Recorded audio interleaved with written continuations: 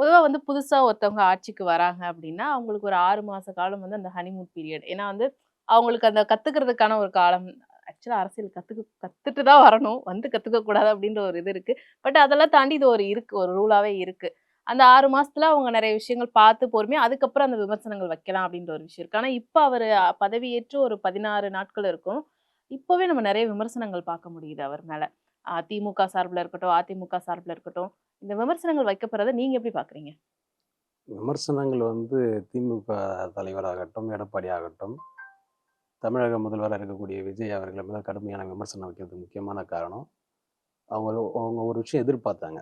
விஜய் வரமாட்டாரு அப்படின்ற மாரி ஒரு விஷயம் எதிர்பார்த்தாங்க. அது நடக்கல. ஒரு அதிர்ச்சி தரக்கூடிய ஒரு விஷயமா அவங்களுக்குலாம் மாறுனதுனால, இப்ப அந்த ஹனிமூன் பீரியட் என்று சொல்லக்கூடிய அந்த டெர்ம்ஸ் உடைக்கிறாங்க. உடைச்சிடுறாங்க. அதையே வேண்டாம். ஆமா, அந்த டெர்ம்ஸ உடைக்கிறாங்க. அந்த ஹனிமூன் பீரியட்ன்ற வார்த்தை இப்ப யாருடைய வாயிலும் வரலையே! அவருடைய வெற்றிய ஜீரணிக்க முடியல. பல பேரால ஆனா, ஜீரணிக்க அப்ப முடியல. ஸ்டாலின் அவர்கள் சொல்லியிருந்தாரே, 6 மாத காலம் நாங்க கவனிப்போம் அவங்களோட ஆட்சிய. கவனிச்சாரு. அவருடைய அவ வர இந்த இந்த முதல்வருடைய இந்த இது இருக்குல்ல, அந்த ஸ்பீடு 2வது மக்களுக்கு உண்டான நலன் இருக்குல்ல, அந்த நலன்ல அவர் அதிகமான அக்கறை எடுக்கிறதா தான் நான் பார்க்குறேன்.